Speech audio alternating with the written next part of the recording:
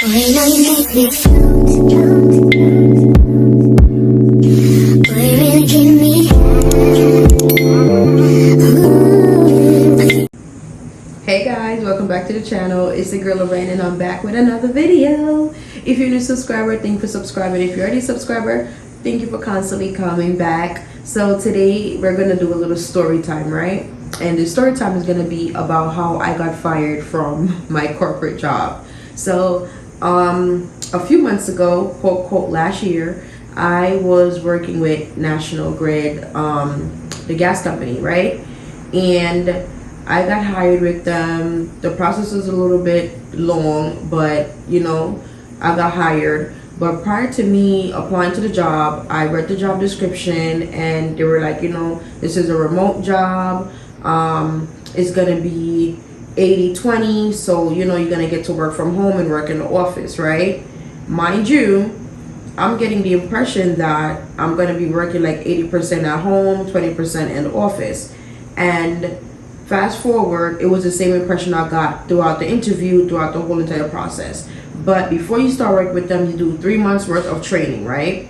And in that 3 months worth of training, you get trained with everything that you're gonna need for the job, right? So I started to do my training. Mind you guys, before I started training, I hired a nanny. She started the same day of me starting training for the first day. And this was back in July of last year. So I started training, everything was going good, and then randomly, like 3 weeks into training, they just started going stupid and unprofessional. Like the schedule's getting changed randomly. Like you could be in training right now and then 15 minutes later somebody will walk in and say, oh, we're gonna be at home tomorrow training, or we're gonna do this, we're gonna do that. So I had to keep fluctuating my schedule with my nanny, in which was discussed that, you know, my schedule might change or something change or whatever. So that was, you know, explained and everything, cool. But then throughout training, almost in the middle of training, it just took a drastic change where everything was getting changed, this was getting changed, that was getting changed, and I kept having to, like, you know, switch up on my nannies yet so often. And mind you, she was also in college, so I had to be mindful of that. So I explained to them like, hey, you know, this is a little bit chaotic because you guys say one thing and then you guys are doing another thing. A lot of people that was also in the training at the time, they felt the same way and they voiced their opinion, because a lot of people in the training applied to the job mainly because they thought they were going to be working remote most of the time, including myself, because I was like, oh perfect, this would work for me because I'm a single mom and it would give me more time to be with my kids and just make sense and be flexible throughout me and my children's, you know, schedule, and it would work for me. I'm spending time with my kids and I'm also making money, right? So I was like, okay, cool, no problem. But then it just started to get more and more and more frustrating. I spoke to them again and I requested to get my schedule changed. They're like, oh no, you can't get your schedule changed until you're done with training. In the middle of training, they stopped training us and put us on the contact floor immediately because they didn't have much workers on the contact floor to work. And mind you, the holidays were coming up. So this is around November, you know, October, November, December time, right? When you know the holidays is coming in and they need workers on the floor. They didn't have a lot of workers, so they needed to put us on the floor immediately. So we stopped training halfway and we immediately got on the floor and started taking calls, right? Emergencies, billing, and all of that. We weren't training moves, and moves is when you start accounts and close out accounts for customers. We didn't get training that, right? So after they stopped training us halfway through our training to get us on the contact floor to start working for the holidays and taking all these crazy calls, I requested again for my schedule to get changed. All of a sudden, mysteriously, oh, you could switch shifts now with somebody, and before I couldn't do that. Mind you, I'm not done training, I'm still in training, right? Okay, cool. They switched my shift with somebody else because my schedule used to be from 8 o'clock to 4:45. It was switched with somebody else that was doing 11:30 to 8:15 at night. I was like, no problem, I'll get to be home with my kids to drop them off to school in the morning, spend a little bit more time with them, and then even though I'm gonna be getting off late, at least I get a, you know, a little later shift to start, so I won't be late and it won't be a confusion with the nanny and stuff like that, right? Cool, granted, she would only just do pickup. All right, cool. That's going fine. They changed up my schedule again. Didn't complain. I didn't say nothing, in the sense of 1 minute we're in office, 1 minute we're back at home, and it was just so confusing because it was always last minute. Bear in mind, they tell you, oh, we are accommodating, we work with you because we know people have families, but when you really get deep into it, in the nitty gritty, they don't really care. They don't give a damn about you nor your family. All right, they just want to make sure their job is getting done. Okay, cool. Past that, I lost my voice like for almost a week. I didn't have a voice. Like, I couldn't talk, I couldn't do anything. I had to go to the doctor. I had an infection. I had to get medication and all of that, right? I reached out to and mind you, we're union, and then on top of that, we went in union, and then on top of that, with me losing my voice, I let them know, like, hey, my job is customer service, I can't speak, I lost my voice. So I'm like trying to tell them, like, you know, I'm gonna be out of work for a while because I can't talk. They saw me, they heard me, they're like, okay girl, you can't work. Okay, cool. I stayed home, I used my sick time, and then my sick time ran out, and then I just had to just call out without no pay. Cool, granted. Right after I got better with my voice, 3 days later, I'm getting ready for work, and I'm like rushing to get ready to make sure I don't miss the train so I could be for work on time, right? As a responsible adult. I accidentally was getting dressed and slipped and hit my foot on the bed and hurt my foot, but I didn't think anything of it. It felt like a regular, oh, I stubbed my foot on the bed, it's gonna be fine, just give it a little time to cool off, because it's the pinky toe. Yeah, I know that pinky toe when you hit it and it feel like the whole world is coming down. Yeah, that's the type of hit it was, but I didn't think anything of it. I kind of hopped to work and still went to work, right? While I'm at work, I kind of took my Uggs off to, like, you know, let my foot cool off a little, because I was still feeling the pain, which was very weird to me, because normally when I hit my toe, it would last for a little bit and then it would just wear off. While I was sitting there, I was getting back up to go to the little cafeteria area to go get me some hot chocolate, because mind you, it's always cold in there, and I'm dressed like this on the contact foot, and a jacket and a scarf on the contact foot, because that's how cold it is in there. And I noticed that my foot was so swollen, I couldn't get it back in my shoe. My foot swelled so bad I couldn't even walk on it at that point. I hopped to my supervisor and I'm like, hey girl, like, look at my foot, I can't even. She was like, girl, you need to go home, clock out. Matter of fact, go straight to the emergency room. That's exactly what I did. I clocked out, got in an Uber, and went straight to the emergency room, right? When I got there, I couldn't even move the foot. They see me, they x-rayed my foot, they did all of that. Immediately they were like, listen, this foot is messed up. You fractured your pinky toe and it's damaged, you know, it's damaged, it's bad. Your foot is swollen, like, it looked like a sausage foot. They put me in a medical boot and they put me on crutches. And I reached out to my job and I sent her my paper, like, you know, I'm on they want me to go on medical leave and then step off.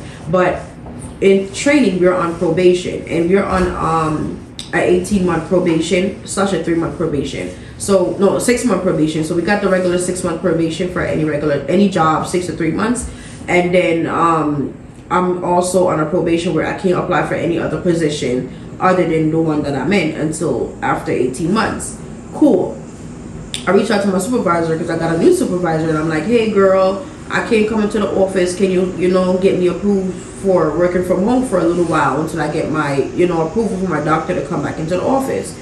She basically acted like she didn't know what I was talking about. She wanted to give me the work from home, and I'm like, I'm actually still able to work, I'm just not able to travel to come into the office. And she kind of disregarded that and kind of told me that, oh, she's going to give me a pass for 1 day to work from home. Other than that, I'm going to have to find my way to come into the office. Mind you, I'm on crutches. I'm in a medical boot, cannot walk, nothing, literally. I'm hopping around to do things by myself. Keep in mind, I'm a single mom of 2 toddlers, right? And my nanny was still coming in to help me out and assist me. But at the same time, I didn't have any more sick time. So I couldn't keep calling out of work and then my nanny's coming. What am I going to pay her? So I'm like, okay, cool, no problem. I'm gonna let my nanny don't come in, and I'm gonna handle the kids by myself on the crutches. I've got some clips in here, some pictures I'm gonna put somewhere on the screen for y'all.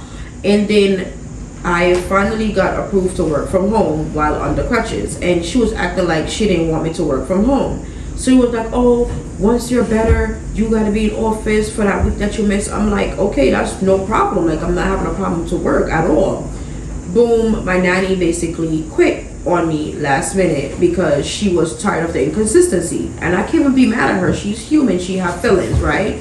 Cool, granted.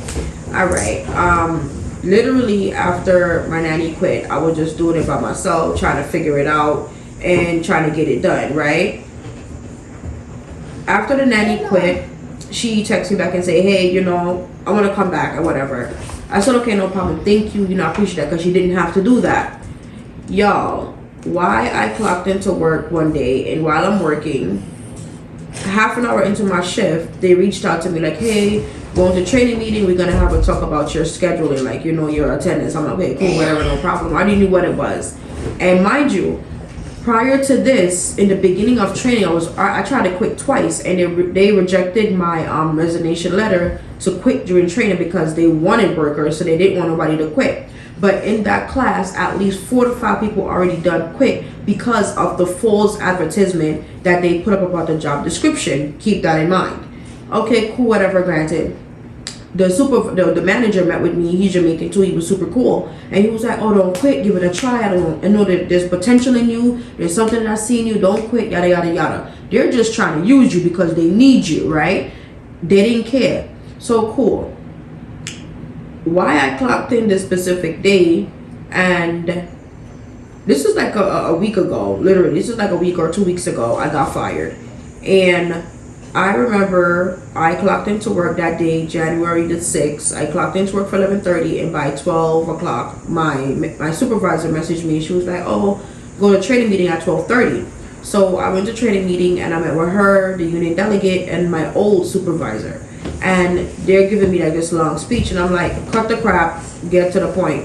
They're like, okay. I'm like, okay, if you're gonna fight me, just say that. Like, what's the point of you having a whole long conversation? Like, what are you telling me right now? It's not gonna benefit me in the long run. Like, it's not gonna do anything for me. Like, just come out and say it. And they fired me. Literally 10 minutes after that, I was laying out in the bed like, oh, Jesus, Lord, can this day get any more worse?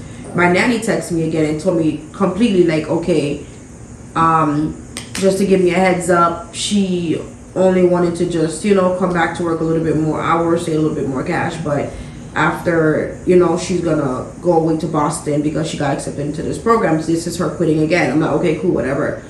2 things in one day, literally 10 minutes apart. And I'm like, can this day get any worse? But I am gonna say this much. I am glad they fired me. And it might sound crazy, but mentally, physically, and emotionally, that job was stressing me out. Literally stressing me out. And there's a lot of the people that I started that training with that feels the same exact way, but they're only there because of the fact that it's a, you know, it's a passive income. The money's coming in, you're making a little money. But to be honest, you have to, like, when you're going to be a call center agent, you better not have no kids, better not have no family. Be a single person, because it's not for you if you have kids. I'm telling you that much. Or if you have kids and don't have help, it's not for you. You gotta have help. You gotta have that assistance, because they don't care. They need you around the clock whenever they need you, right? And you're considered a first responder in the case of any storm or anything like that. And they fired me. They didn't even care. No, nothing. And mind you, these were the same people who begged me to stay with the company. These were the same people who were, like, you know, changing their schedule so often, unexpectedly, last minute, and was begging us to, you know, thank you for accommodating with us. Thank you guys for working with us. We appreciate you guys so much. You guys are the best. This team is going to thrive, da da da da. But when it came to everybody in the class that needed an adjustment on their end, they couldn't work with us. They couldn't figure out nothing with us because they're all for themselves. And that's how I got fired from my corporate job as a call center agent with National Grid, the gas company.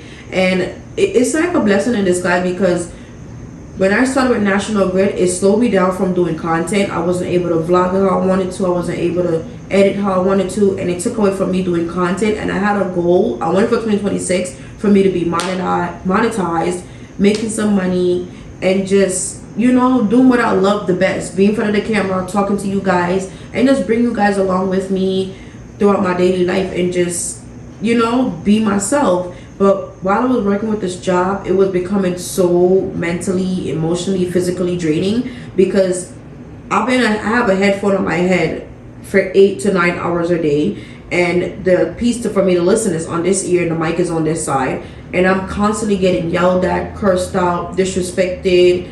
And it was just so difficult, because every single time I clocked out of work, I was left with a headache, and it would last for days. And it was so bad because it was affecting my health, because I have high blood pressure. So having like headaches like that and being triggered so often. It was triggering my high blood pressure. It was making me sick, and I was just so drained. I was just so tired. Like, I wasn't getting enough sleep, because mind you, I'm a single mom, so I have to get up to get my kids ready for school, you know, and then come back and get myself ready for work. So that was draining. And then on top of that, the company never cared really about you. They don't care about you. They just want to get you hired to do their dirty work. And they just really hire you to lie to these customers, okay? They hire you to lie to these damn customers, and I hated it. I used to tell my customers the honest truth over the phone. I didn't care if it was a recorded line or not, because baby, I'm not gonna sit here and lie. Like, National Grid is just built to just steal from people. But we're not even gonna get into that. That's gonna be another video for another day, another topic. But it's like a blessing in disguise for me that they fired me, because ever since they fired me, I've been so calm. I've been so relaxed. I've been catching up on sleep, and I've been spending more quality time with my children. And I could see the difference in my children ever since I stopped working. Like, they're more excited to see me. Like, they were excited to see me before while I was working, but they were always like put to the side in the sense of, give mommy a minute, mommy's working, mommy's almost done. But by the time I'm done working 8 o'clock at night, 8:30 at night, it's time for them to go to bed, so we're not getting to spend a lot of time together. So I'm so glad, like, it worked out in my favor, where I'm getting to spend time with my kids, enjoy my kids, and get my health back on track, because it was bad. So I'm gonna take the time out to get back into my content creating. I'm gonna be vlogging, recording, bring you guys everywhere with me, get back into my editing, and just touch back into my content creating era. And I just want to take you guys along that journey with me, but I really had to come on here and talk about that. But that was how I lost my job and got fired as a corporate worker with National Grid, as a call center agent. But y'all, please like, share, comment, subscribe to my channel. Drop a comment down below on this video. Let's talk about your experience about getting fired from a job, or however it was, and let's go along on this journey. So thank you guys for watching. See you in the next one. Bye.